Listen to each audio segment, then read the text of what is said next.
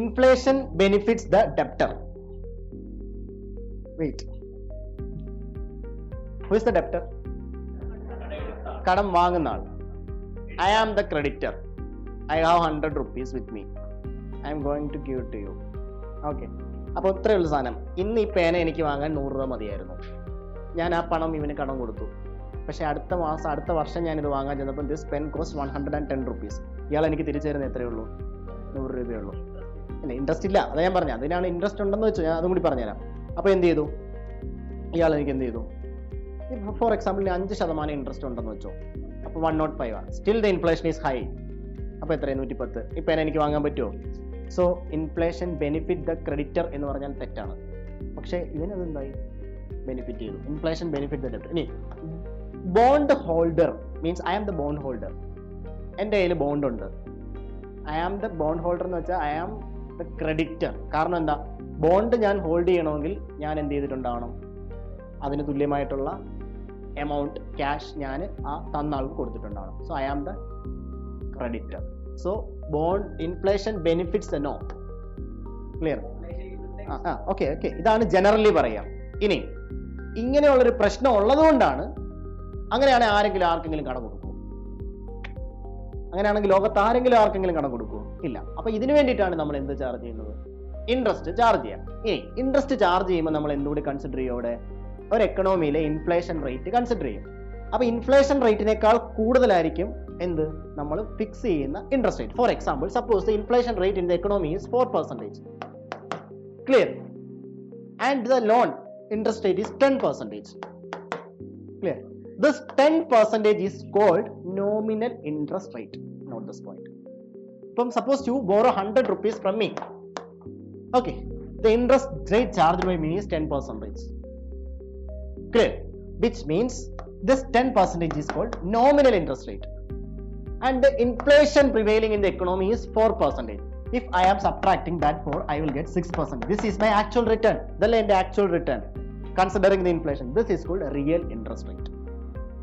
Nominal interest rate, real interest rate is very important. അതിനകത്ത് പറയുന്നത് ഇവിടെ പറയുന്ന രണ്ട് സാധനം നോമിനൽ ഇൻട്രസ്റ്റ് റേറ്റും റിയൽ ഇൻട്രസ്റ്റ് റേറ്റും. Now the nominal interest rate the real interest rate should be greater than എന്തായിരിക്കണം? inflation rate. Otherwise that will affect the creditor. It's very important. Clear ആയോ? ഈ നോമിനൽ ഇൻട്രസ്റ്റ് റേറ്റ് എന്ന് പറയുന്നത് എപ്പോഴും inflation റേറ്റിനേക്കാൾ കൂടുതലായിരിക്കണം. അല്ലെങ്കിൽ എന്ത് ചെയ്യില്ല? അല്ലെങ്കിൽ പണം കടം കൊടുത്ത ആൾക്ക് ലാഭം ഉണ്ടാവില്ല. റിയൽ ഇൻട്രസ്റ്റ് റേറ്റ് മനസ്സിലായില്ലേ? ഇപ്പൊ നമുക്ക് 10 എക്കണോമി ചാർജ് ചെയ്യുന്ന, ബാങ്ക് ചാർജ് ചെയ്യുന്ന ഇൻട്രസ്റ്റ്. പക്ഷെ എക്കണോമിയിൽ ഇൻഫ്ലേഷൻ 4 എന്ന് വെച്ചാൽ 100 രൂപയുടെ സാധനം ഞാൻ വാങ്ങണമെന്നുണ്ടെങ്കിൽ 104 രൂപ കൊടുക്കണം അടുത്ത വർഷം വാങ്ങണമെന്നുണ്ടെങ്കിൽ. ക്ലിയർ? അപ്പോൾ എനിക്ക് 104 പക്ഷെ ഞാൻ കടം കൊടുത്ത ആൾ എനിക്ക് 110 തന്നെന്ന് വെച്ചോ. അപ്പൊ എന്റെ എഫക്റ്റ് റിയൽ ആയിട്ടുള്ള ഇൻട്രസ്റ്റ് റേറ്റ് എത്ര എനിക്ക് കിട്ടുന്നത്? 6 ആണ്. ആ ഇൻഫ്ലേഷന്റെ എഫക്റ്റ് നമ്മൾ അവിടെ കുറയ്ക്കും. ഇനി പറഞ്ഞതുപോലെ രണ്ടാമത് നമ്മളിവിടെ പറഞ്ഞില്ലേ ബോണ്ട്, ഇതേ പ്രശ്നമുണ്ട്. അപ്പൊ നമ്മൾ എന്ത് ചെയ്യും? ബോണ്ടിനെ ഇൻഫ്ലേഷനുമായിട്ട് ഇൻഡെക്സ് ചെയ്യും.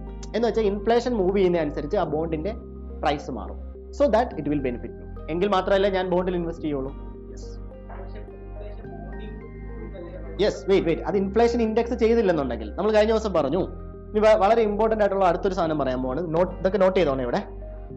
സോ ഇൻഫ്ലേഷൻ സമയത്ത് what will happen to bond? See this. Listen me very carefully. Inflation സമയത്ത് what will happen to bonds?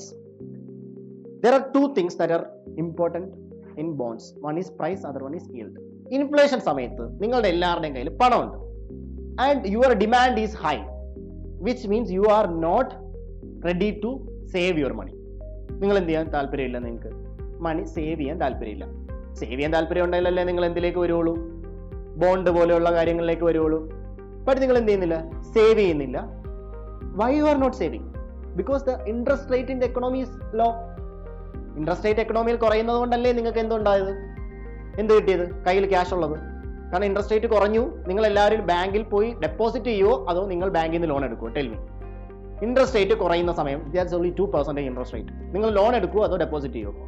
Loan എടുക്കും. ഓക്കെ, അപ്പൊ നിങ്ങൾ ഡെപ്പോസിറ്റ് ചെയ്യുന്നില്ല. You are ready to spend money for buying assets. ഈ ഒരു സിറ്റുവേഷനിലാണ് ഞാനൊരു ബോണ്ടുമായിട്ട് വരുന്നത്. ബാങ്കിൽ പോകുന്നില്ല, നിങ്ങൾ എവിടെയും പോകുന്നില്ല. ഈ ബോണ്ടിൽ ഇൻവെസ്റ്റ് ചെയ്യുമോ എന്ന് ചോദിച്ചാൽ ചെയ്യുമോ? ചെയ്യില്ല. അപ്പം ഈ കുട്ടീൻ്റെ അടുത്ത് ചോദിച്ചു 100 രൂപയാണ് ഈ ബോണ്ട്, 90 രൂപ തന്നാൽ മതി, ഇൻവെസ്റ്റ് ചെയ്യും. അപ്പോൾ ഈ കുട്ടി പറയും എനിക്ക് താല്പര്യമില്ല. ഈ കുട്ടി പറയും എന്താണ്, ഞാൻ ചെയ്യും, എനിക്കും വേണ്ട. അപ്പോൾ ഞാൻ പറയും 80 രൂപ തന്നാൽ മതി. അപ്പോഴാണ് ഈ കുട്ടി വീട്ടിൽ നിന്ന് ഉറങ്ങുന്ന ഈ കുട്ടിയോട് ചോദിക്കുന്നു, ഈ കുട്ടിയോട് പറയും 70 രൂപ തന്നാൽ മതി, ഈ കുട്ടിയും വേണ്ട. അങ്ങനെ അവസാനം ഞാൻ കൊണ്ടുവന്നിട്ട് ഇവന് കൊടുക്കും, അന്ന് 50 രൂപ. പിന്നെ സേവ് ചെയ്യുന്ന ആളാണല്ലോ, മറ്റേ അവസരം മുതലാക്കിയിട്ട് എന്നാ ശരി സാർ 50 രൂപ തന്ന്. അപ്പൊ 50 രൂപ കൊടുത്തു. ഈൽഡ് എന്ത് ചെയ്തു? അപ്പൊ ഇൻഫ്ലേഷൻ സമയത്ത് ബോണ്ട് ഈൽഡ് എന്ത് ചെയ്യും?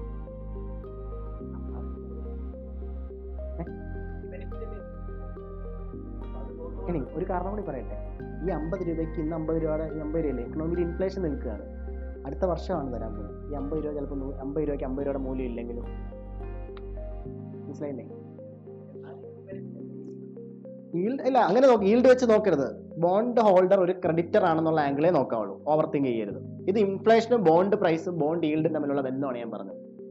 ക്ലിയർ അല്ലേ? Very important concept. അപ്പൊ ഇൻഫ്ലേഷൻ സമയത്ത് ബോണ്ട് പ്രൈസ്, ബോണ്ട് ഈൽഡ് കൂടും.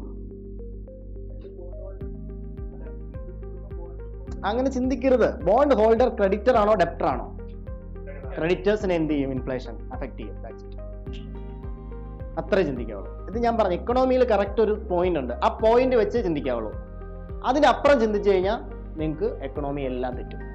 ആ ഒരു ബൗണ്ടറിയാണ് ഞാൻ കീപ്പ് ചെയ്ത് തരുന്നത്. Okay, this is very important.